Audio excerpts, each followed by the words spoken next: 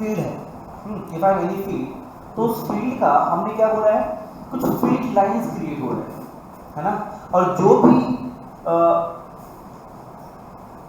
Charge उस field line के range में आएगा वो फोर्स को फील करेगा, राइट। ये तो पढ़ा ना लास्ट क्लास में हमने। और क्या कहा था कि जिस रीजन में फील्ड लाइंस का डेंसिटी बहुत ज़्यादा है, जिस रीजन में फील्ड लाइंस का डेंसिटी बहुत ज़्यादा है, वो रीजन क्या होगा, स्ट्रॉन्ग फील्ड होगा।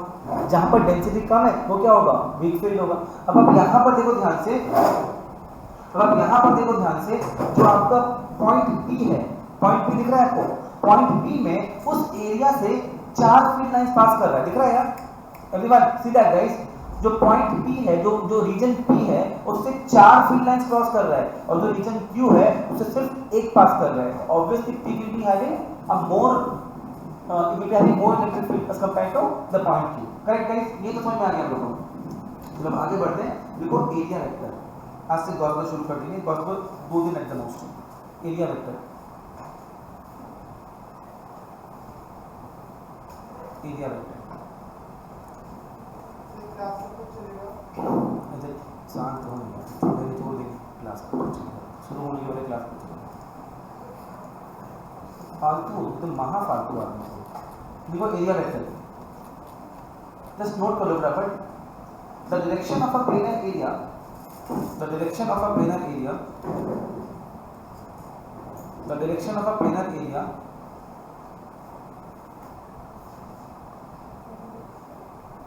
of a planar area is specified, the direction of a planar area is specified by, the direction of a planar area is specified by the normal to the plane, is specified by the normal to the plane। देखो अभी हम लोग क्या करने वाले हैं ना, इसमें हम लोग एरिया को भी एज अ वेक्टर ट्रीट करने वाले हैं, समझ रहे? हम लोग एरिया को भी एज अ वेक्टर ट्रीट करने वाले हैं। वेक्टर का मतलब क्या होता है, मैग्नीट्यूड एंड डायरेक्शन, समझ आ रहा है? हाँ, तो डायरेक्शन क्या लेंगे हम लोग हमेशा, एरिया के जो प्लेन है, जिस प्लेन का एरिया का बात कर रहे हैं उसके परपेंडिकुलर। तो परपेंडिकुलर 2 तरह का हो सकता है, अपवर्ड्स, डाउनवर्ड्स, आ रहा है समझ में? तो एरिया को भी हम लोग गॉस लॉ के अंदर या अभी से फिजिक्स के अंदर एरिया को भी एज अ वेक्टर ट्रीट करेंगे, समझ आ रहा है? उसका डायरेक्शन क्या मानेंगे हम लोग, नॉर्मल एंड कैप, तो ऊपर की तरफ या नीचे की तरफ। अब देखना पड़ेगा हमको कि ऊपर है कि नीचे, वो क्वेश्चन से डिपेंड करेगा, ठीक है। तो एरिया का डायरेक्शन क्या लेंगे हम लोग हमेशा, एरिया वेक्टर का डायरेक्शन क्या लेंगे, नॉर्मल। ये कॉपी पर एक फोटो ड्रॉ कर लो, जो लिखा है नोट कर लो, आगे बढ़ते हैं।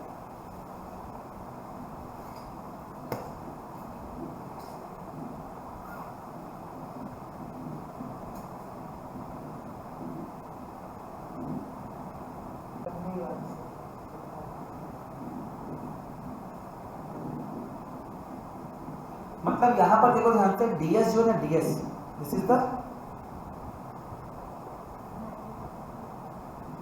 And n cap is the direction. यहां पर अपवर्ड नॉर्मल दिखाया है, तो ds n कैप, ds क्या हो गया, उसका वैल्यू, उसका मैग्नीट्यूड, और n कैप क्या हो गया, उसका डायरेक्शन। जो बच्चे घर पे हैं कंफर्टेबल है, उत्सव एंड क्या नाम है उसका, अर्णव, उत्सव एंड कंफर्टेबल है, तो ये चीज आप ध्यान रखना। Next topic is electric flux. Electric flux, flux 2 तरह का होता है, मैग्नेटिक फ्लक्स और इलेक्ट्रिक फ्लक्स। अभी बात करेंगे इलेक्ट्रिक फ्लक्स का, फिर बात करेंगे बाद में मैग्नेटिक फ्लक्स का। देखिए electric flux, electric flux,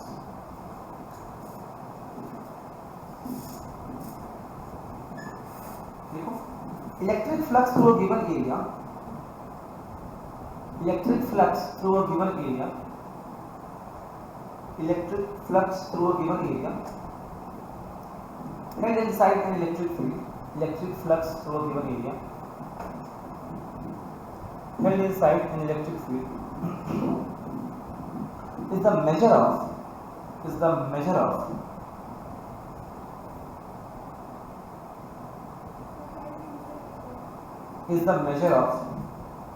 total number of electric field lines total number of electric field lines passing normally through that area. Total number of electric field lines, total number of electric field lines passing normally through that area. समझा क्या बोल रहे हैं? एक area को हमने hold किया तो उस एरिया से कितना फील्ड लाइंस पास कर रहा है इसका major is giving me electric flux. Electric flux कुछ नहीं है एक्चुअली, जितना भी है ना electric field lines, electric flux, all this are basically imaginary concepts. Don't think actual में कुछ होता है. बट जैसे मान लो हम बात करते हैं मैग्नेट का. आपने वो एक्सपेरिमेंट पढ़ा होगा ना क्लास 10 में, एक हमने रखा है मैग्नेट और आयरन फिलिप्स को टैप करेंगे तो एक डिजाइन में अरेंज हो जाता है. पढ़े होगे ना कि if I put a magnet on a paper या on a table and I tap the table with iron fillings, क्या होगा? slowly वो अरेंज हो जाता है डिजाइन में. तो हमने क्या बोला कि कुछ तो अंदर में है ड्रामा जिससे कारण वो इसी तरह अरेंज हो रहा है. तो हमने क्या बोला ये मैग्नेटिक फील्ड लाइंस को डिनोट करता है. वो फील्ड लाइंस के अलोंग अरेंज हो गया है. कुछ वही कॉन्सेप्ट यहाँ पर भी लगाने का हम लोग ट्राई कर रहे हैं. ये देखा गया कि जैसे हम लोग दूर जा रहे हैं उस चार्ज से, वैसे वैसे क्या हो रहा है, फोर्स कम होता जा रहा है. जैसे पास आ रहे हैं फोर्स ज्यादा हो जा रहा है. तो ऐसा मान लो कि जो सपोज लाइंस निकल रहा है बहुत सारा, जहां पर लाइंस का डेंसिटी ज्यादा है वहां पर फोर्स ज्यादा है, जहां पर लाइन की डेंसिटी कम है वहां पर फोर्स कम है. तो यहाँ पर भी एक कॉन्सेप्ट बताया गया इलेक्ट्रिक फ्लक्स का. इलेक्ट्रिक फ्लक्स क्या हुआ? Number of field lines passing through a area, specified area normally to it. Right, इसका समझ देखो. देखो ये फाई से डिनोट करते हैं हम लोग फ्लक्स को. फ्लक्स को डिनोट करते हैं फाई से, और फाई ई का मतलब क्या हुआ? Electric flux. It is nothing but phi E is equal to E dot delta S. Phi E is equal to E dot delta S. E dot delta S का ध्यान रखना. Flux is a scalar quantity है ना. वो ई और S का क्या है? डॉट है. समझ आ रहा है? फ्लक्स क्या है? ई और एस का डॉट प्रोडक्ट है. एंड डॉट का आंसर क्या होता है? हमेशा स्केलर होता है. चलो तो फट से आप ड्रॉ भी कर लीजिए. देख रहे हो नॉर्मली का बात कर रहे हैं. देख रहे हैं ई थीटा, थीटा उसी के अलावा लेना है हम लोगों को. अगर किसी एंगल पे होगा तो क्या हो जाएगा? cos थीटा हो जाएगा. ई ds cos थीटा.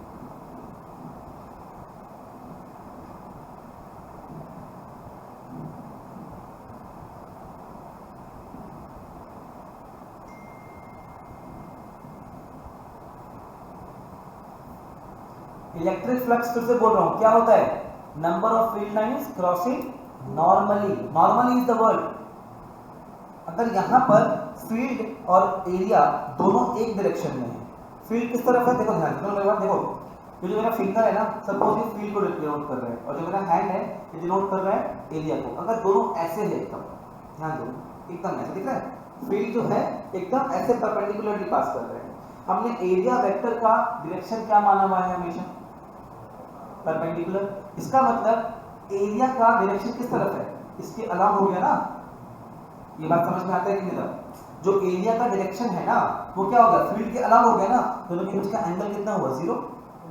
देखो वही बताया. देखो वहां देख पा रहे हो? सीधा सेकंड डायग्राम समझ आ रहा है? जो आपका फील्ड है और जो एरिया वेक्टर का डायरेक्शन है दोनों क्या है? एक दूसरे के अलावा है. Theta is 0. सीधा मल्टीप्लाई कर दो. cos 0 कितना होता है? 1. मामला खत्म. ठीक है. अगर मान लो यही चीज कोई एंगल पे रहता, ऐसे करके मान लो, है ना. एरिया आपका इधर है, ये एन कैप है ना, और ये थीटा एंगल पे है. इस केस में क्या फील्ड हो जाएगा? क्या हो जाएगा? Flux delta phi E is equal to E delta S cos theta. तो आप उसको ई डॉट ds करके लिख सकते हैं. कर लो. ठीक है. तो आप लिख सकते हो phi E, therefore phi E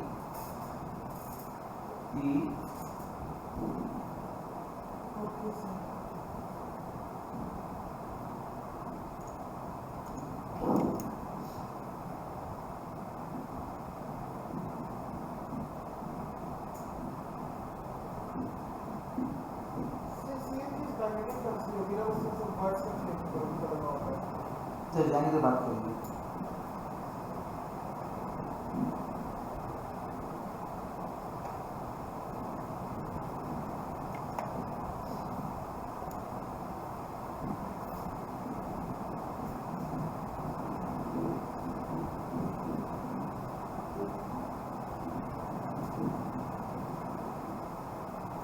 easy, right? One more point, electric flux is a scalar quantity.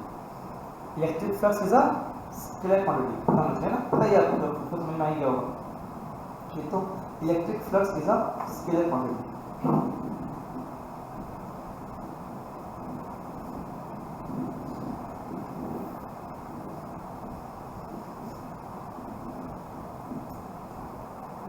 ठीक है, अगर मान लो मेरे पास एक बड़ा सा सरफेस है जहां पर कि अलग अलग फील्ड लग रहे हैं, हम लोग क्या करेंगे, अलग अलग एलिमेंट ले लेंगे। मान लो उसका समझ में आ रहा है, किसी में E1 है, किसी में E2 है, किसी में E3 है, किसी का साइज DS1 है, DS2 है, DS3 है। उस केस में टोटल फ्लक्स कितना हो जाएगा, E1 dot DS1, E2 dot delta S2 and so on. So phi will be summation of EI delta SI, I is equal to 1 to, सभी comfortable है, इसमें कोई दिक्कत की बात नहीं, आपको आता है। अंतर थोड़ा कंफर्टेबल हो रहा है फिजिक्स से, इजी लग रहा है ना,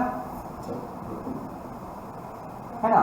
आगे लिख दो, if the surface is continuous and in that case if the surface is continuous, तो phi E is equal to surface integral of E dot, है ना? हम लोग पढ़े हैं ना, जब डिस्क्रीट चीजों की बात करेंगे तो क्या होगा, समेशन करेंगे। अगर बात करेंगे कॉन्टिन्यूअस सिस्टम की तो हम लोग उसका वो करते हैं, क्या कहते हैं, इंटीग्रेशन करते हैं।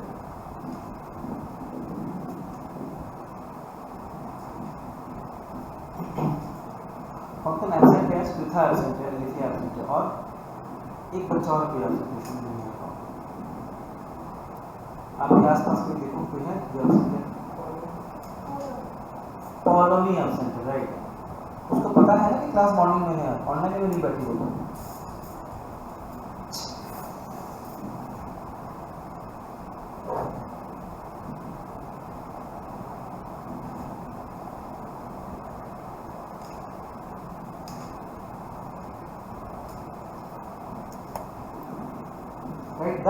आगे लिख दीजिए, यूनिट ऑफ फ्लक्स क्या हो जाएगा बेटा, क्या हो जाएगा, E डॉट ds है, मतलब मीटर स्क्वायर से मल्टीप्लाई करना है हम लोग को, है ना? सो क्या था, न्यूटन पर कूलम इनटू मीटर स्क्वायर, तो न्यूटन मीटर स्क्वायर पर कूलम या फिर volt metre, newton metre square पर कूलम या फिर volt metre. Because electric field क्या था, वोल्ट पर मीटर था, इनटू मीटर स्क्वायर कर दो हो जाएगा वोल्ट मीटर। ठीक है, अब चलते हैं हम लोग एक ऐसे अस्त्र की तरफ जो आपकी जिंदगी का जो युद्ध है उसको बहुत सिंप्लीफाई कर देगा। उसका नाम है गॉस थ्योरम। देखिए गॉस थ्योरम, जो बच्चे घर पे हैं, आर यू गाइस कंफर्टेबल, खाना बताया यार प्लीज, बोलो यार। हाँ सर। अर्णव, हाँ सर। मैं तरस गए तुम्हें देखने को, कभी तो दर्शन दे दो, तुम लोग ऑनलाइन में बैठे रहते हो यार, क्या पढ़ रहे हो, क्या सीख रहे हो, कुछ समझ में नहीं आ रहा मेरे को। हाँ भाई, चलो गॉस थ्योरम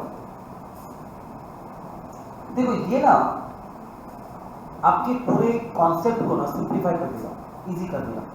ठीक है, गॉस थ्योरम में सिर्फ एक ही फॉर्मूला है, एक ही फंडा है, और सारा कुछ आपका इलेक्ट्रिक फील्ड को जो आपको निकाले थे ना उतना गंदा गंदा लाइट से, वो इनफैक्टली लॉन्ग रॉड का जो क्या क्या इंटीग्रेशन वगैरह किए थे, ये चुटकी में भी हो जाएगा इससे, बहुत सिंपल है। लेकिन एग्जाम में लिखा रहेगा विदाउट यूजिंग गॉस थ्योरम, आपको वो भी आना चाहिए, ऐसा नहीं कि सीधा ये कर दिया। लिखो फटाफट, the total flux through a surface close, the total flux through a close surface, total flux through a closed surface is 1 by epsilon naught times is 1 by epsilon naught times is 1 by epsilon naught times the net charge enclosed by the surface is 1 by epsilon naught times the net charge enclosed by the closed surface. The total flux through a closed surface, the total flux through a closed surface is 1 by epsilon naught times the net charge enclosed by the closed surface. हाँ, flux का मतलब क्या होगा guys? Phi, है ना, phi E, right? ये क्या होता है? Integral of E dot D S, it is nothing but Q upon epsilon not. यही है गॉसेस थ्योरम। मतलब आपको अगर पता चल जाए कि सिस्टम के अंदर कितना चार्ज इंक्लोज है, और जो गॉस होता है ना, गॉस में सरफेस जो है ना, वो आप अपने मन से चूज कर सकते हो। Spherical surface, cylindrical surface, rectangular surface, cubical surface, आपके ऊपर है ना। अगर मान लो एक पॉइंट चार्ज है, आप क्या मानोगे? एक स्फेरिकल सरफेस अज्यूम कर लोगे कि उसके अराउंड एक स्फीयर है, एक चार्ज एक स्फीयर के अंदर है। बेसिकली हम लोग को करना क्या है गॉस लॉ के अंदर, कि जो चार्ज है ना उसको एक बॉक्स में बंद कर दो। समझ आ रहा है? एक चार्ज को एक बॉक्स के अंदर बंद कर दो और फिर ये देखो उस बॉक्स से कितना फील्ड लाइंस निकल रहा है। फ्लक्स का मतलब क्या हो गया? Number of field lines passing through a surface. आप एक चार्ज को एक बॉक्स में बंद कर दो और देखो कि उस बॉक्स से कितना फील्ड लाइंस निकल रहा है, and that will be equal to Q upon epsilon naught. Q is the charge, epsilon naught is permittivity of free space. ठीक है गाइस, ये बहुत सिंपल चीज है, बस मैं थोड़ा सिंपलीफाई करने का और ट्राई कर रहा हूँ उसको। हमने स्टार्ट किया तो 50 में करना शुरू कर दोगे। समझ आ रहा है? Q upon epsilon naught, E dot ds is equal to Q upon epsilon naught. This is the Gauss's theorem. यही है, बस ये उठा लो, हटा लो। ठीक है ना, बहुत सिंपल है। इसका हम लोग प्रूफ देख लेते हैं, कैसे ये बोल रहा है बंदा, इसका प्रूफ देख लेते हैं और समझ में आ जाएगा। फिर हम लोग 4-5 शेप्स के लिए कूलम्स लॉ भी डिराइव कर लेंगे इससे। फिर हम लोग 4-5 शेप के लिए निकालेंगे इलेक्ट्रिक फील्ड चैप्टर में। ठीक है, रिकॉर्डिंग हो रहा है? हाँ, हो रहा है। Just draw this diagram guys. फिर से बोल रहा हूँ गाइस, गॉसेस लॉ के अंदर चार्ज को आपको एक डब्बे में बंद करना है। डब्बा का शेप कुछ भी हो सकता है आपके हिसाब से, आप अपने कन्वीनियंस के हिसाब से डब्बा लोगे, राइट? जैसे मान लो एक पॉइंट चार्ज है, डब्बा कैसा होगा? स्फेरिकल, तो सरफेस इज स्फेरिकल। अगर एक लाइन चार्ज है, तो पहले था ना एक वायर था, तो सरफेस कैसा लोगे? Cylindrical. Take a symmetrical surface. समझ आ रहा है? चलो बताओ, अभी हमने क्या किया? ये फोटो ड्रॉ करो।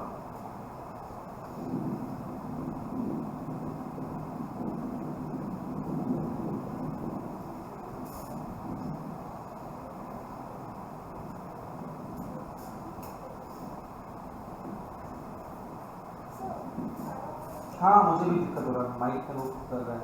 ए भाई फैन मैन बंद करो फैन, थोड़ा प्यार दिखाना था। हाँ, गुड फ्राइडे ना,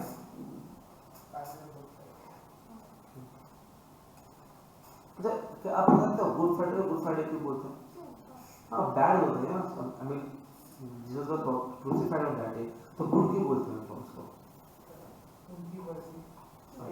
मर्जी का बात नहीं है।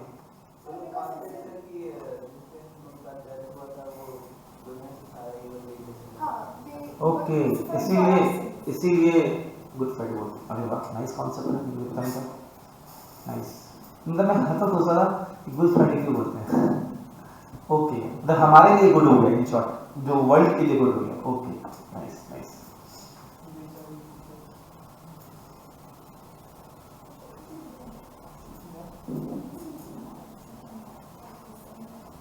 ओके चलो,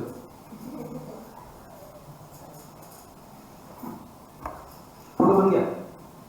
अरे फोटो बना, लिखो यहाँ पे, let a charge Q be enclosed inside a spherical Gaussian surface. Let a charge q be enclosed inside a spherical Gaussian surface. है ना? Let a charge q be enclosed inside a spherical Gaussian surface. Spherical Gaussian surface. देखो q charge क्या है? Centre पे है, उसके around में क्या है? एक स्फीयर अज्यूम कर लिया, है ना? Spherical Gaussian surface. अब बताओ फील्ड कितना होगा?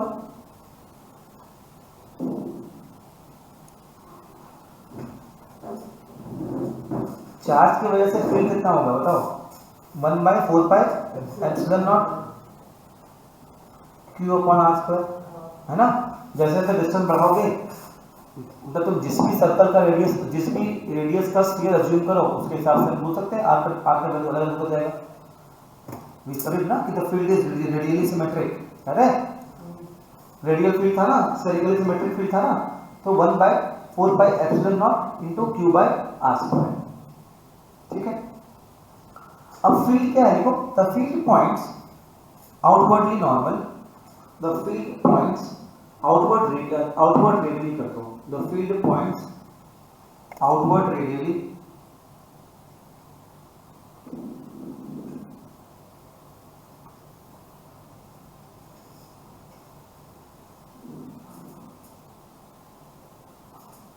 the field points outward radially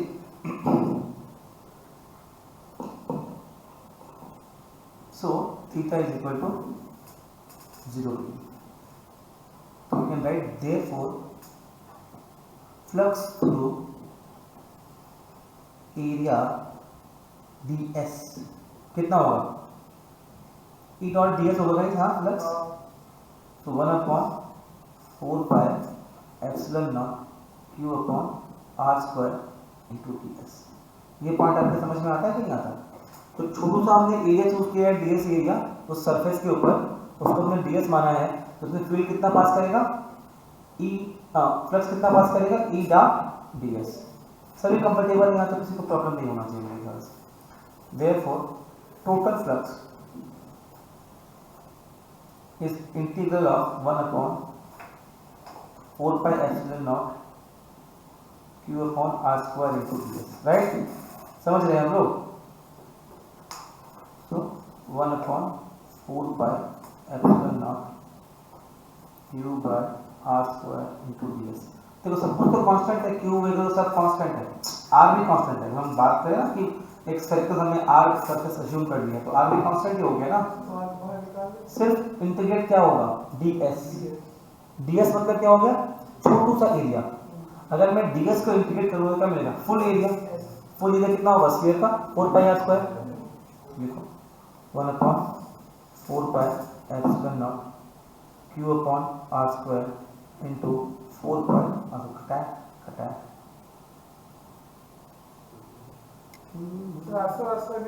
कटेगा ना, कटेगा कितना q बाई एप्सिलॉन बन गया है ना। E डॉट ds का मल्टीप्लिकेशन कितना आया, q अपॉन एप्सिलॉन नॉट आया ना, गॉसियन सरफेस। यही तो गॉसियन, यही प्रूव करना था हम लोगों को, समझ आ गया। गॉस लॉ का प्रूफ बहुत सिंपल है। अगर बोलेगा ना straight and proof Gauss's law, बस स्टेटमेंट लिखो, फोटो बनाओ, 4 लाइन का फुल मार्क्स एग्जाम में आता है। आ सकता है। अब ये बात नहीं है।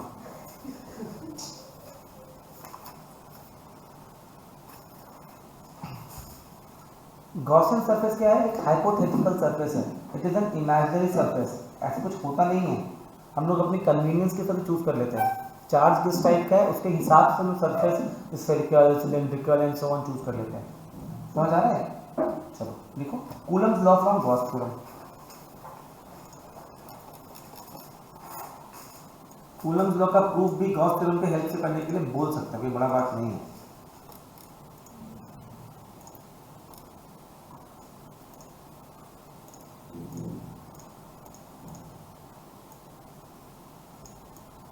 अच्छा मैं पहले बोल दे रहा हूँ, अगला फ्राइडे की क्लास मॉर्निंग में है, कोई कंफ्यूजन मत रखना उसमें। नेक्स्ट फ्राइडे हो तो हॉलीडे ना, अम्बेडकर अंकल का बर्थडे है।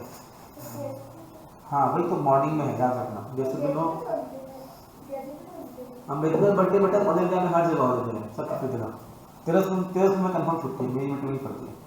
लोग प्लान करा गैंगटॉक जाने का, उस प्लान इस टाइम पे 2-3 पैकेज भी दिए हैं मेरी बेटी के दोस्त के पापा लोग का।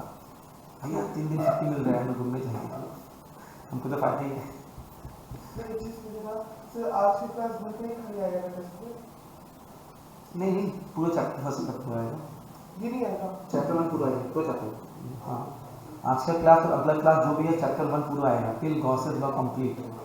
चैप्टर 2 का मैंने पोटेंशियल देने का मैंने कहा था, वो नहीं दूंगा, वो पढ़ा नहीं पाऊंगा। तो समझ रहे हैं। नहीं मेरा फ्राइडे को टेस्ट और क्लास दोनों लेने का मन है, तो कर सकते हैं कुछ काम। बस तुम तो बाहर जा रहे हो ना, बाहर के मिशन। और सेकंड डे भाई second day, Friday is the first second day, समझ लो। चलो Gauss's law from Coulomb's law from Gauss theorem, वापस तो चित्रकारी कर लेते हैं हम लोग। अच्छा एक बात बताओ, हम लोग फर्स्ट चैप्टर लगभग कंप्लीट करने के कगार पे हैं। Are you guys feeling comfortable? Tell me very honestly, मतलब आप लोगों को क्या 11th में जब आपने फिजिक्स स्टार्ट किया था, अगर अभी 12th में स्टार्ट कर रहे हो, तो क्या 11th से बेटर फील आ रहा है इस साल? क्यों हो रहा है ऐसा बताओ? क्योंकि आपको भी आते जाते भाव मालूम पड़ चुका है, आप भी थोड़ा सीरियस हो गए हो। आज आपकी क्लास के ठीक बाद 11th वालों का फर्स्ट फिजिक्स क्लास है and I feel pity for them. घरों को फायदा होगा नहीं है। चलो ये फोटो बन गया, आज का फोटो खत्म हो गया, फोटो बन गया, गाइस कंप्लीट हो गया, डन है ना? शुरू करें तो स्टार्ट में लिखना प्राइवेट। देखो बाय सिमेट्री हम लोग क्या कर रहे हैं, कूलम को डिराइव करने का ट्राई कर रहे हैं बाय गॉस लॉ, ठीक है। इसके पहले हमने क्या किया था, गॉस लॉ को डिराइव किया था। अब हम लोग गॉस लॉ के हेल्प से कूलम को डिराइव करने का ट्राई कर रहे हैं। देखो by symmetry E has same magnitude at all points. E has same magnitude at all points on the surface S. So d phi E is equal to क्या, E dot ds है ना, तो रटा क्या होगा आपको, मतलब E dot ds into cos 0 मतलब E ds। ये कौन सा समझ में आपको आता है कि नहीं आता? Now net flux, total flux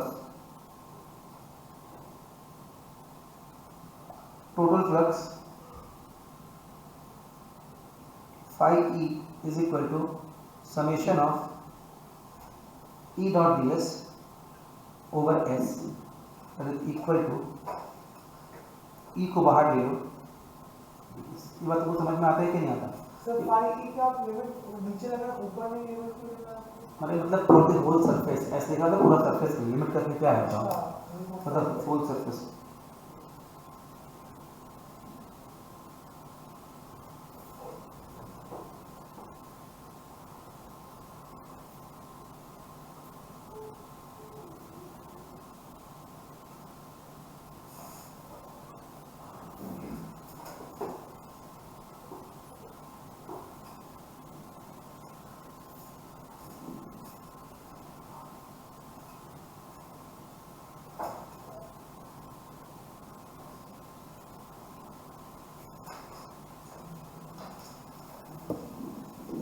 समझ आया बात?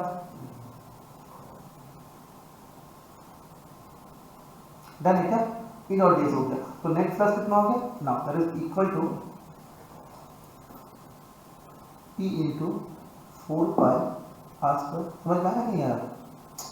पूरा स्फेरिकल सरफेस है ना, हमने क्या किया, एक चार्ज को अज्यूम किया है स्फेरिकल सरफेस के अंदर, तो पूरा सरफेस एरिया कितना होगा, 4 pi r स्क्वायर, तो E into 4 pi r square. So by Gauss theorem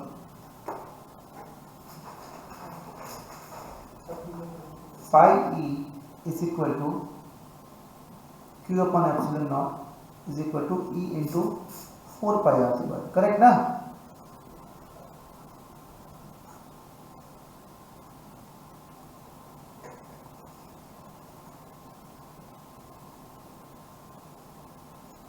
prove हो गया? इसका भी डेरिवेशन एग्जाम में आ सकता है। ये पॉइंट क्या समझ में आया?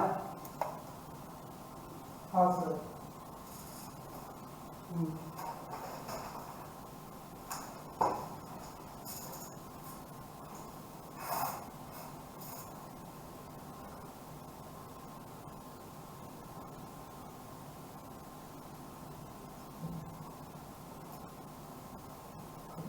डन।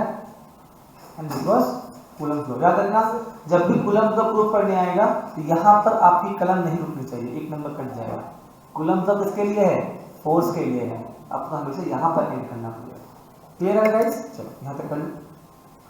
अब कुछ क्वेश्चन है न्यूमेरिकल से, या फिर पहले हम लोग ये काम करते हैं, इसका थ्योरी पार्ट ही खत्म कर लेते हैं, आधा घंटा में वो हो जाएगा। नेक्स्ट डे हम लोग 3-4-5 न्यूमेरिकल लगा करके चलेंगे पोटेंशियल के ऊपर। क्या ठीक बोल रहे हैं ना? पहले लोग इसका थ्योरी पार्ट, मतलब डेरिवेशन, थ्योरी नहीं है, सब डेरिवेशंस है और सबका सब एग्जाम के लिए इंपॉर्टेंट है, कुछ भी आ सकता है एग्जाम में, ध्यान रखना। जो बता रहा हूँ मैं आपको, आज का जो क्लास है ना, इसमें डेरिवेशन बहुत सारे हैं, सभी डेरिवेशन एग्जाम के लिए इंपॉर्टेंट है, ग्राफ है, डेरिवेशन सिस्टम भी इंपॉर्टेंट है। डन, कॉपी हो गया। अगर एग्जाम में आ जाए कि derive Coulomb's law by the help of Gauss's law, कर सकते हो ना, है ना। देखो हमने जो फर्स्ट डे किया था कूलम्स लॉ, उसके अंदर कूलम्स को डिराइव नहीं किया था, कूलम्स लॉ का हमने सिर्फ स्टेटमेंट पढ़ करके उसको डिफाइन किया था, राइट। डेरिवेशन यहाँ पर दिया है हमने। अगर आता है डिराइव कूलम्स लॉ, फोटो बनाओ बस, कुछ बहुत इजी, कुछ करते इसमें कुछ नहीं, बहुत सब 4 लाइन का बस डेरिवेशन है, बहुत आसान सा है। चलो अब देखो, field due to an infinitely long charge wire, याद है हमने पढ़े थे, वही क्वेश्चन आ गया। मैं न्यूमेरिकल्स बाद में कराऊंगा, खत्म करके पहले। हाँ देखो, field due to an infinitely long charge wire, ये तो वही क्वेश्चन हो गया ना जो हमने डिफिकल्ट क्वेश्चन जो किया था एक क्लास पहले। अब हम लोग इसको पढ़ने वाले हैं किसके हेल्प से, गॉसेस लॉ के हेल्प से। Field due to an infinitely long charge wire.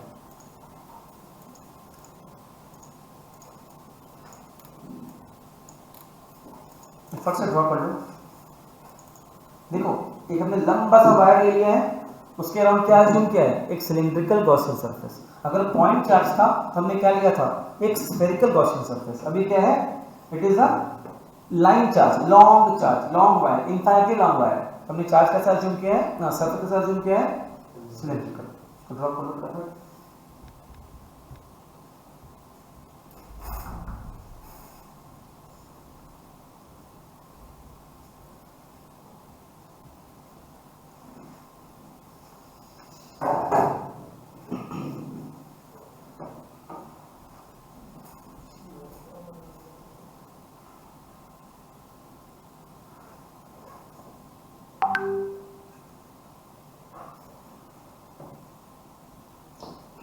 कस्तूरी कर्णकार क्या बोल रही है, अच्छा ठीक है, कुछ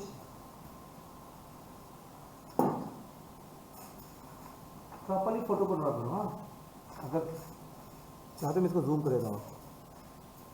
प्रेरणा कंफर्टेबल हो, समझ में आ रहा है, श्योर। तुम तो क्लास एक भी की नहीं इसके पहले, आ रहा है, वाह आई एम सो इम्प्रेस्ड।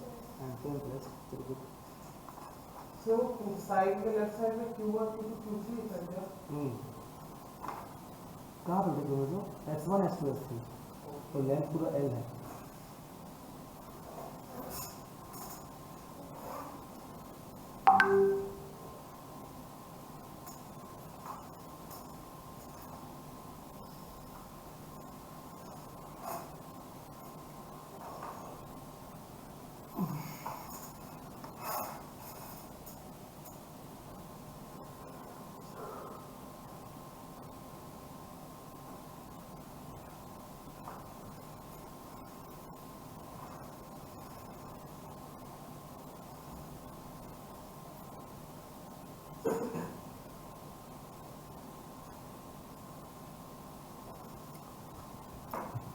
एक लाइन चार्ज को हमने क्या किया, इंक्लोज किया है एक सिलेंडर के अंदर। फोटो बन गया। तो लेट द चार्ज डेंसिटी भी कितना,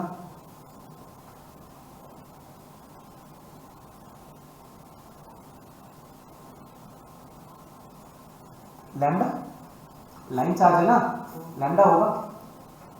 बात समझ में तो आ ही रहा है, लेट द चार्ज डेंसिटी भी लैम्डा। अब बताओ, ये जो तुम्हारा वायर है, इससे फील्ड किधर निकलेगा, ऐसे निकलेगा, राइट, चार्ज से राइट लेफ्ट जाएगा, नॉर्मली जाएगा। और आप अगर इस सिलेंडर को देखो, इस सिलेंडर के पास 3 सरफेस एरिया है। तो लैटरल सरफेस एरिया जो पढ़े हैं हम लोग, जानते हैं ना क्लास में पढ़े, lateral surface area, curve surface area, एक टॉप सरफेस एरिया, एक बॉटम सरफेस एरिया। बात समझ आ रहा है। जो लैटरल सरफेस एरिया है उसका एरिया वेक्टर कितना होगा, ऐसा होगा। जो टॉप एरिया है उसका वेक्टर कैसा होगा, ऐसा होगा। और बॉटम वाला का एरिया कैसा होगा, ऐसा होगा।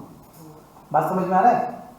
जो फील्ड है वो किधर है, राइट वर्ड्स। जो फील्ड है, तो आप देख पा रहे हो जो कर्व सरफेस एरिया है उसके साथ फील्ड का डायरेक्शन क्या हो रहा है, 0 डिग्री हो रहा है, और बाकी दोनों का क्या हो रहा है, 90 हो रहा है। तो आप लिखो फटाफट टोटल फ्लक्स, या आप लिख सकते हो by Gauss law QE is equal to summation of E dot ds, ठीक है। सो हाँ E dot ds S1, E dot ds S2, E dot ds S3, सही है, बोलो हाँ। हमने S1 किसको लिया है, कर्व एरिया को लिया है। सो E dot ds into cos 0, E dot ds into cos 90, क्यों, इस पर एरिया इधर है, फील्ड इधर है, प्लस E डॉट cos 90, ये तो 0 हो जाएगा, ये भी 0 हो जाएगा, है ना, cos 90 0, पूरा कहानी 0 हो जाएगा। ऐश्वर्या समझ आ रहा है वो, हाँ, दिस इज cos 90 तो 0 हो जाएगा, खाली क्या बचेगा आपको, summation of E dot ds, E dot ds cos 0 will be 1। अच्छा, एक सिलेंडर का मुझे बताओ सरफेस एरिया कितना होगा, 2 pi r l, let the length be l, तो लिखो E into 2 pi r, length अगर l लेते हैं हम लोग, it is what, 2 pi r l। ये पॉइंट क्या समझ में आपको आता है, हाना बता, कोई दिक्कत। नेक्स्ट, टोटल चार्ज इनक्लोज्ड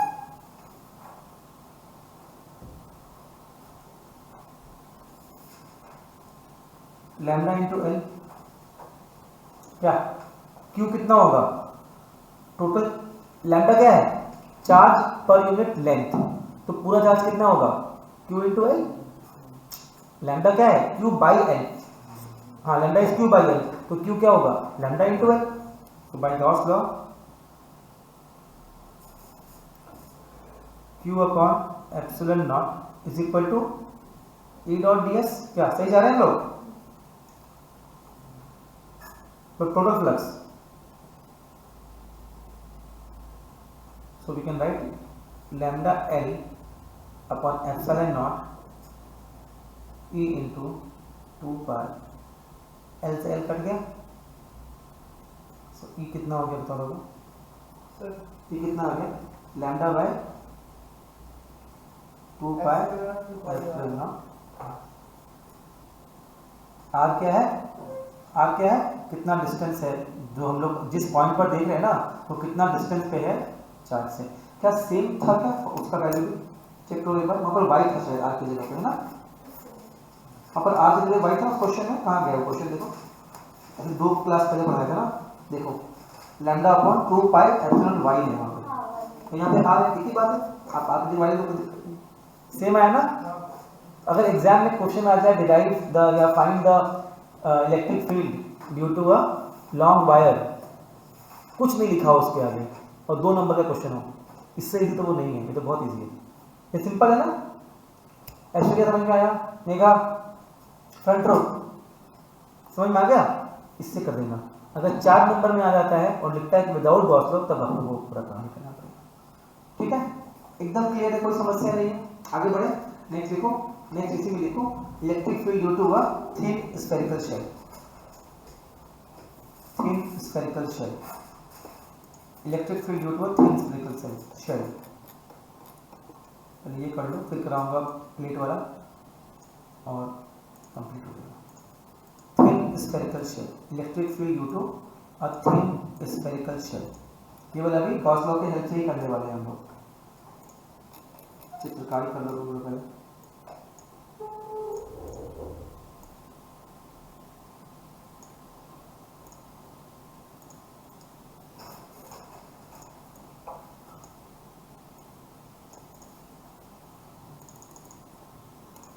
चलो थिन स्फेरिकल शेल, फोटो को ड्रॉ कर लो,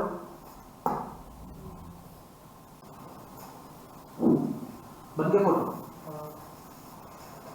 देखो consider a thin shell consider a thin shell radius r, consider a thin shell of radius capital R, है ना, consider a thin shell radius capital R and a charge q spread on the surface. समझ गया, charge q spread on the surface, surface के अंदर charge, surface के ऊपर charge कितना है, शुरू होगा समझ, चार्ज शेल है पूरा, जैसे मान लो एक प्लास्टिक का बॉल देखो ना, एक प्लास्टिक के बॉल को हम चार्ज कर दिए तो पूरा सरफेस में चार्ज फैल गया उसका कंप्लीट, है ना, चार्ज q है, right. Charge density is what, 0 क्या होगा, sigma, charge density is sigma. ठीक है, अब हम लोग को निकालना है कि इस शेल के वजह से अलग अलग पॉइंट्स पर फील्ड कितना होगा. देखो case 1, point P lies outside the shell at distance small r. Point P lies outside the shell at distance small r. Right? अरे बोलो हाँ. अच्छा, तो क्या करेंगे हम लोग उसके लिए, r स्मॉल r रेडियस का एक स्फीयर अज्यूम करेंगे. हमने क्या सिखाया था आपको, जितना भी चार्ज है उसको एक सरफेस के अंदर बॉक्स में बंद कर दो, राइट. यहाँ पर चार्ज कहाँ पर है, पूरे शेल के ऊपर है. हमने क्या बोला, एक ऐसा पॉइंट तो बताओ जो कि उसके सरफेस के बाहर हो. क्या करेंगे, एक सर्कल, एक स्फीयर अज्यूम कर लो बाहर वाले रेडियस का. देख लो जो हम लोग ब्रोकन लाइन से दिखाए ना, समझ आ रहा है. देखो assume a Gaussian surface, assume a Gaussian surface spherical, assume a Gaussian surface spherical of radius small r.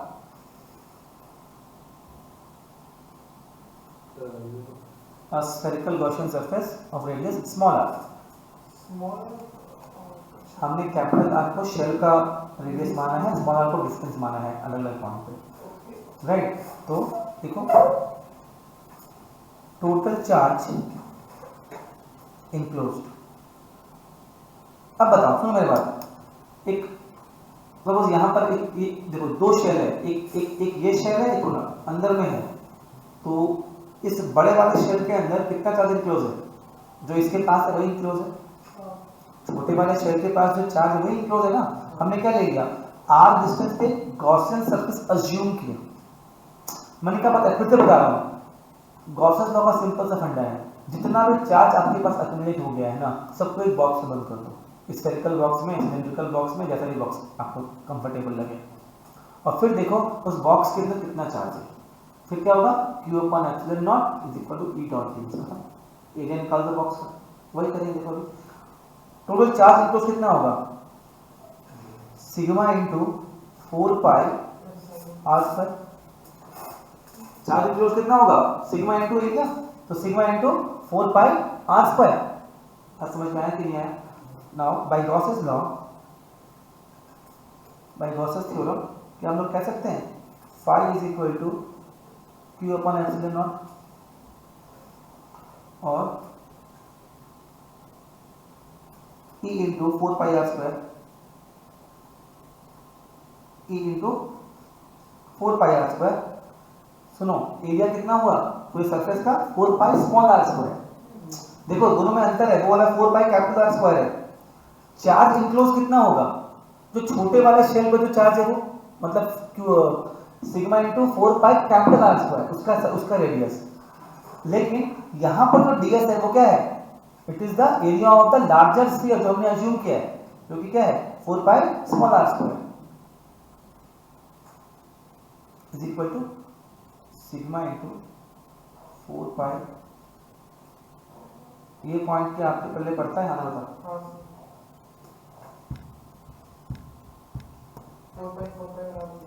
4 पाई से 4 पाई को खा जा.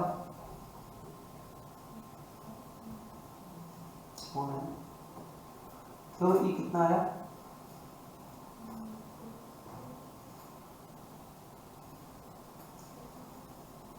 सर ई आ रहा है sigma into R square by एक सेकंड हाँ जो कितना रहता है जो भी आ रहा है sir sigma into capital R square by epsilon not छोटा r स्क्वायर। ठीक है। अच्छा अगर मान लो मैं इसको ऐसे रख देता, ये तो हो गया, आपने लिख लिया उसको बॉक्स कर लो। उसके बाद मान लो 4 पाई r स्क्वायर, अपन तो ऐसे भी लिख सकते थे ना, इसको मैं लिख सकता था q, राइट, करेक्ट। उस देखो उसके साथ ये कितना होगा,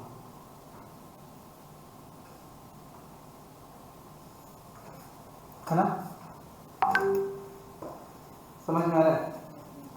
अगर मैं उसको सिर्फ q मान के छोड़ दूं तो कितना होगा, q upon 4 pi epsilon naught r square. ये क्या है, ये पॉइंट चार्ज के लिए होता है field, this is the field for a point charge. तो एक स्फेरिकल शेल, अगर मान लो एक पॉइंट है शेल के बाहर, अगर वहां पे फील्ड देखेंगे ना तो ऐसा फील होगा कि वो शेल एक पॉइंट चार्ज की तरह बिहेव कर रहा है और पूरा चार्ज उसके सेंटर पे कॉन्सेंट्रेटेड है। तो मान लो ये मेरा, आपका आंसर ये आया ना, ये आंसर क्यों क्या है, total charge on the shell, correct, total charge on the shell. ये बात आपको समझ में आता है, हाँ ना, हाँ ना, आता है। तो अगर मान लो ये शेल फुल्ली चार्ज है, ध्यान देना, और मैं एक पॉइंट P यहां पर इसके वजह से कितना फील्ड होगा वो देख रहा हूं, तो वैल्यू क्या आ रहा है, R डिस्टेंस पे, करेक्ट है ना। तो वैल्यू कितना आ रहा है, Q upon 4 pi epsilon naught R square. ये किसका फार्मूला है, ये पॉइंट चार्ज के लिए होता है, Q upon 4 pi epsilon not किसके लिए होता है, पॉइंट चार्ज के लिए होता है। तो यानी कि अगर एक शेल है और पॉइंट P पर जो कि शेल के बाहर है मुझे इलेक्ट्रिक फील्ड देखना है, तो उसका शेल का बिहेवियर कैसा होगा, it will behave like a point charge having the total charge at the centre. वही तो हो रहा है ना, पॉइंट चार्ज का बिहेवियर तो ऐसा ही होता है ना। और ये क्या होता है, चार्ज से डिस्टेंस, तो डिस्टेंस यहां पर कितना है, सेंटर से r, है कि नहीं। तो अगर मुझे सरफेस के बाहर देखना है तो कैसा फार्मूला आएगा, it will be like a point charge such that the whole charge is concentrated at the center of the sphere। ये लिख लो, for points outside the shell, for points outside the shell behaves like a point charge। For points outside the shell behaves like a point charge with all the charge concentrated at the center। The shell behaves as a point charge, the shell behaves as a point charge with all the charge concentrated at the center। एकदम बात clear है, आसान लगा, feel आ गया।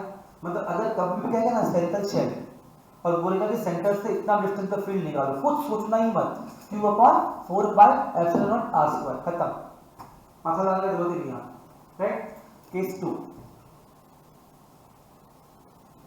Case 2, if the point P lies on the surface। Case 2, if the point P lies on the surface, मतलब ये मेरा shell है और पॉइंट P कहाँ पर है, सरफेस के ऊपर है, समझ आ रहा है। ये मेरा शेल है और पॉइंट P क्या है, सरफेस के ऊपर है। इसके में गॉसियन सरफेस क्या होगा, तो पूरा शेल ही गॉसियन सरफेस हो जाएगा, राइट। तो इन दैट केस देखो here E into 4 pi R square is equal to Q upon epsilon naught, E is equal to Q upon, यहाँ भी क्या होगा, पॉइंट चार्ज की तरह बिहेव कर रहा है, देख पा रहे हो, यहाँ पे तो सेम फार्मूला ही आ रहा है ना।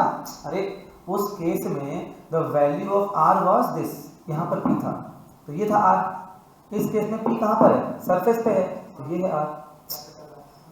यहाँ पे स्मॉल r क्या है, कैपिटल R के बराबर है, समझ आ रहा है। स्मॉल r क्या था, चेंजेबल था ना, जहां जहां P जाएगा वहां वहां स्मॉल r होगा। अभी P कहाँ पर है, सरफेस के ऊपर है, तो स्मॉल r क्या है, कैपिटल R के बराबर है। ये भी क्या है, ये भी पॉइंट चार्ज के तरह तो बिहेव कर रहा है, वही तो फार्मूला हो गया ना, 4 पाई एप्सिलॉन r स्क्वायर। ये समझ आ रहा है तुमको, श्योर। तो ये नोट ये लिख सकते हो आप लोग, here also the shell behaves like a point charge. तो लिखा ना आपने, वो कॉपी कर लो वो चीज को।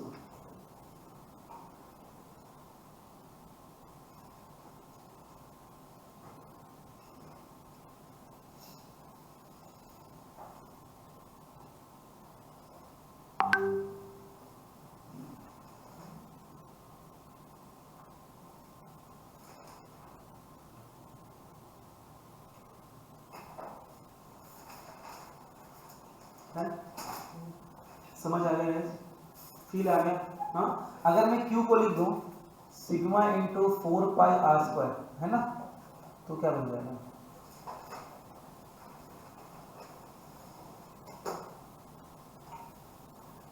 इन दैट केस हम value sigma upon epsilon not. एक सिग्मा से कॉल कर रहा है। हेलो हेलो, हाँ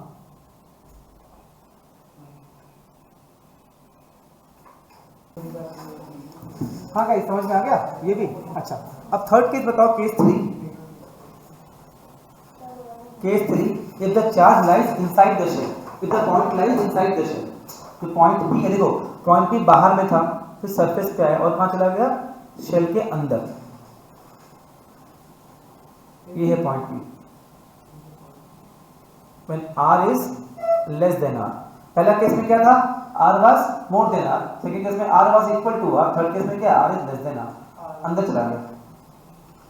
तो इस केस में कितना होगा? सेम बुद्धि लगाओ, 5 is equal to e into 4πr²। 5 का मतलब क्या होता है? q upon epsilon naught, तो q upon epsilon naught is equal to e into 4πr²। तो शेल के अंदर q कितना है?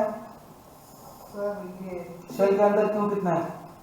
सिग्मा इनटू शेल के अंदर q कितना है? ट्रिक क्वेश्चन है, this is a trick question. Shell के अंदर q कितना है? वेरी गुड, चार्ज है ही नहीं ना शेल के अंदर, तो सरफेस के ऊपर है ना, अंदर तो हॉलो है, थोड़ी हवा में फ्लोट करेगा चार्ज, अंदर तो हॉलो है ना, सारा चार्ज कहाँ है? सरफेस के ऊपर है। तो q कितना हो गया? 0। e कितना हो गया? 0।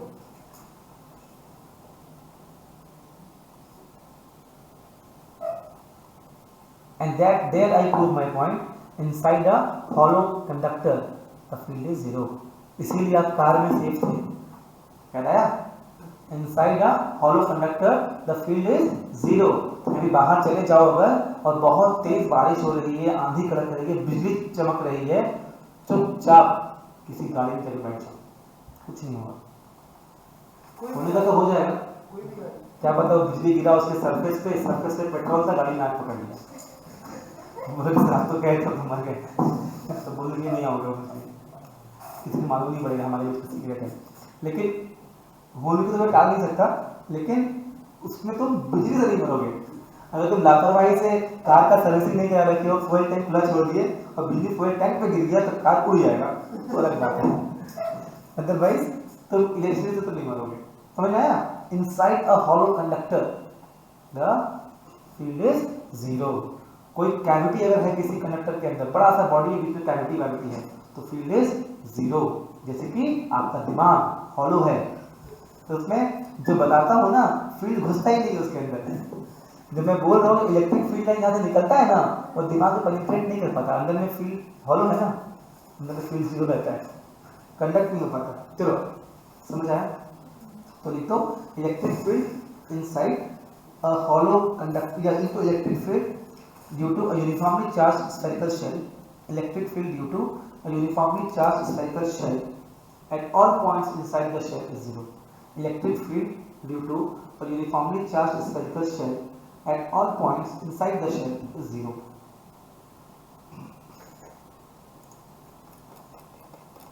लिखा? समझ आया?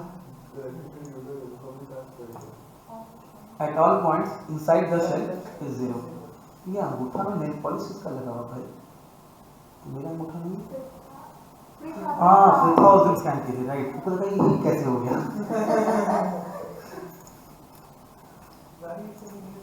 अरे क्या है, कैसे पॉलिश पर निकल रहा है ऐसा?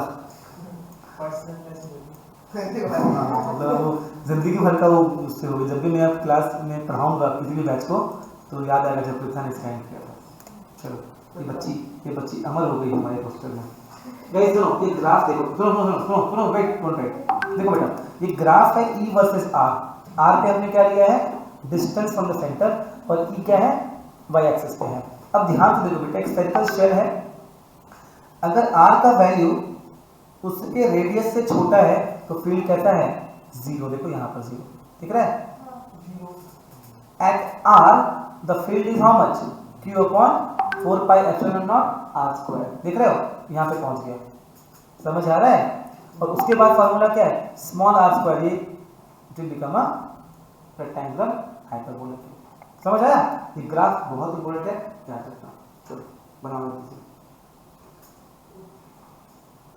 सर आप और कुछ करवाएंगे क्या?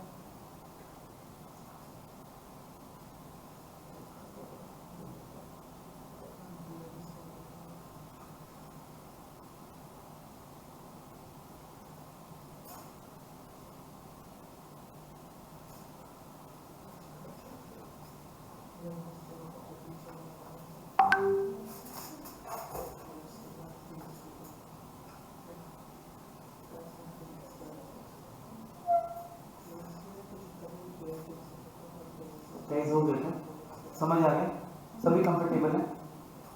अब यहाँ से इसमें एक टॉपिक बचा है, तो हमने बात किया एक लाइन चार्ज का, हमने बात कर लिया।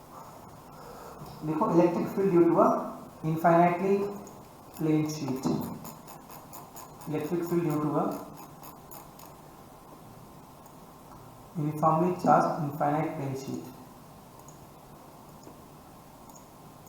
electric field due to a uniformly charged infinite plane sheet।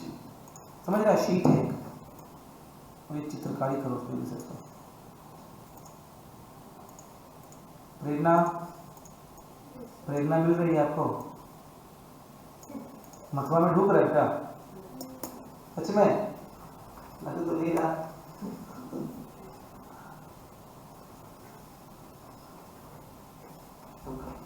Done, थोड़ा फील लेते हैं क्या बोलना चाह रहे हैं, थोड़ा फील लेते हैं क्या बोलना चाह रहे हैं। सर वो वहाँ पे वो क्या लिखा है सर, सिग्मा है क्या? हाँ बीच में ना सिग्मा लिखा है। Suppose I have a infinitely large plane sheet, right? The sheet will have two surfaces, right? The sheet will have two surfaces, one towards the right and one towards the left. In case of the line charge, we had assumed that it's a very thin wire. The wire is very very thin.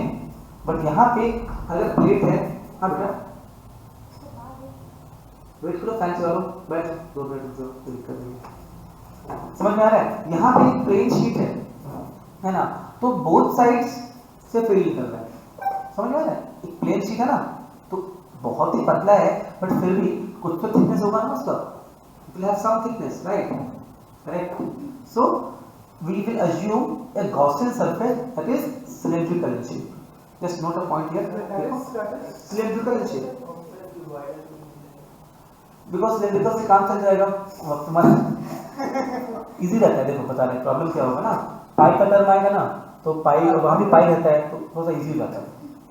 यहाँ अब तुम किसी book पर cuboidal लिया हुआ है, समझ रहे हैं, किसी बुक पे क्यूबॉइडल लिया, उससे भी काम चल जाएगा, ठीक है। Just write a point here. Write a point here. Let the uniform charge density be sigma.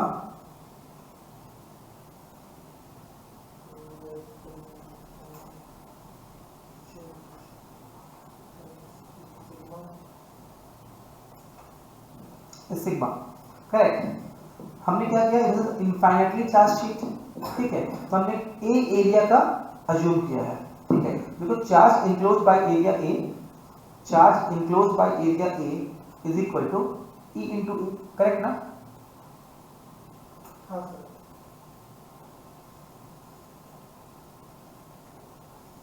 क्या हो गया, ई इंटू ए हो गया सर सिग्मा इनटू, हाँ, चार्ज इनक्लोज कितना होगा, सिग्मा इंटू ए होगा ना, sigma is the charge density, right, and area A हो गया, तो सिग्मा इंटू ए हो गया।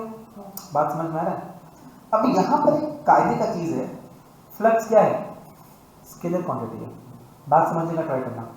Suppose I have a sheet and some field lines are coming towards the right and some field lines are going towards the left, total field lines कितना होगा, सोच लीजिएगा। Some field lines are going towards the right, some field lines are going towards the left, total field lines कितना होगा, सोच के बोलना। Sir 2 times हो जाएगा ना, स्केलर क्वांटिटी है, ऐड होगा सीधा ना, स्केलर क्वांटिटी है ना, सिर्फ ऐड कर दो, इधर 10 फील्ड लाइन जा रहा है, इधर 10 जा रहा है, तो कितना फील्ड लाइन निकल रहा है, 30 से 20 निकल रहा है ना, नहीं समझ में आया। देखो बेटा फील्ड लाइंस को हमने क्या बोला है, it is a scalar quantity, सीधा बस न्यूमेरिकली उसको ऐड करो, डायरेक्शन से मतलब नहीं है, हम लोग उसका डायरेक्शन नहीं देख रहे। एक हमने पूरा सरफेस एज्यूम कर लिया, एक सरफेस लिया सिलिंड्रिकल सरफेस, उस सरफेस से इस तरफ 10 फील्ड लाइन जा रहा है, इस तरफ 10 जा रहा है, तो उस सरफेस से कितना फील्ड लाइन निकल रहा है, 20 निकल रहा है ना, तो जीरो नहीं होगा गाइस, समझो ये मेन कैच है इसके अंदर, it will not be zero because we have assumed it to be it is actually a scalar quantity. सिर्फ काउंटिंग करो 1 2 3 4 5 हो गया खत्म 20 आया बात समझ में। ये पॉइंट नोट कर लो, देखो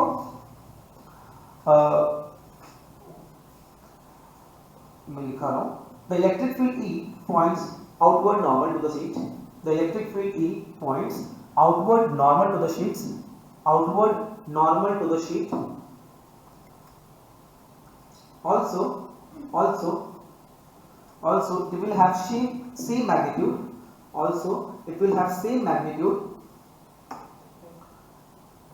it will have same magnitude but opposite direction, it will have same magnitude but opposite direction। क्या नाम है उसका, इफ्तिकार, मतलब तुम अगर यहाँ पे सिलेंडर की जगह क्यूबॉइडल भी लेता है तो सरफेस वहाँ पर कैसा बनेगा, रेक्टेंगुलर ऐसा बन जाएगा जहाँ पे गोल गोल बन रहा है। हमने तो उसको भी ए पकड़ा है, उसको भी ए ही पकड़ते हैं, तो कोई फर्क नहीं पड़ता उससे, समझ रहा है, इट वोंट मैटर, ठीक है। और यहाँ पे जनरली हम लोग सर्कल जहाँ भी हम लोग ट्राई करते हैं सर्कुलर ले लेते हैं, क्योंकि पाई से कुछ उसका काटाकुटी हो जाए तो एक कटरा फॉर्म होगा, ये एक रीजन रहता है, वरना उससे भी करने पे सेम आंसर आना चाहिए हमारा। कहाँ थे हम लोग, क्या बोलो, इन opposite directions at 2 points equidistant from the sheet, at 2 points equidistant from the sheets on the opposite sides, है ना। देखो P और P' 2 पॉइंट्स दिया है मेरे को, समझ आ रहा है, आना बता, equidistant from the sheet, हाँ on the opposite sides, एक P पॉइंट और P' point same flux pass होगा ना, तो दोनों इक्वल डिस्टेंस पे है, शीट के राइट में एक पॉइंट ले लो और लेफ्ट में उतना डिस्टेंस पे पॉइंट ले लो, उससे तो इक्वल फ्लक्स ही पास करेगा हमेशा। आगे देखो,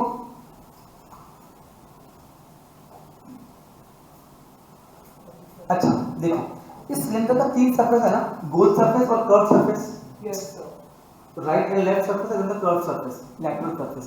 लैटरल सरफेस से फ्लक्स पास होगा क्या, नहीं, एरिया के वो 90 डिग्री एंगल बन जाएगा, तो इसलिए उससे मतलब उसको कंसीडर करने की जरूरत ही नहीं है। लेकिन तो no flux will pass through the curve surface area, no flux will pass through the curve surface area, बस 2 मिनट और लगेंगे, 2 minutes more, no flux will pass through the curve surface area, correct. ये point का सभी को समझ में आ रहा है, we are all on the same page guys, हां बोलो, ठीक है गाइस। चलो अब बताओ आगे लिखो, since flux is a scalar quantity, since flux is a scalar quantity,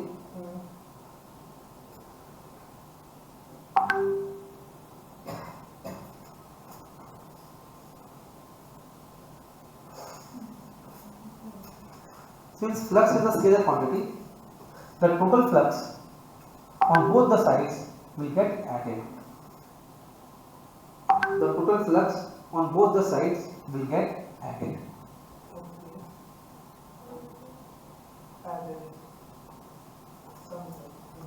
बात समझ में आ रहा है, क्लियर ना। So phi E is equal to क्या हो जाएगा, e into a plus e into a, that is 2e, phi is equal to 2e। Charge enclose कितना हो जाएगा, q is equal to sigma है, q चार्ज डेंसिटी है ना, surface charge density है, एरिया कितना है a, तो q is equal to sigma है, खत्म, बात खत्म हो गया। So 2e is equal to sigma a by epsilon naught, और e is equal, देखो इफ्तिकार a देखो कट गया, तो वहां पर a कुछ भी होता क्या फर्क पड़ता, it wouldn't matter. So e is equal to कितना होगा, sigma upon 2 epsilon r, right, this is the value of a class हम ग्रुप, हां e नॉट के epsilon r, एप्सिलॉन नॉट नहीं होता लिखो, ठीक है ना, ठीक है। So this is where we are stopping the class today, In the next class, we'll take 2 more cases for this of this topic and to this topic. It will take hardly half an hour. Right? Wait. Please revise and come in the next class. We'll take up numericals. Okay. So see you guys on Sunday morning 7:30. Bye bye. Take care.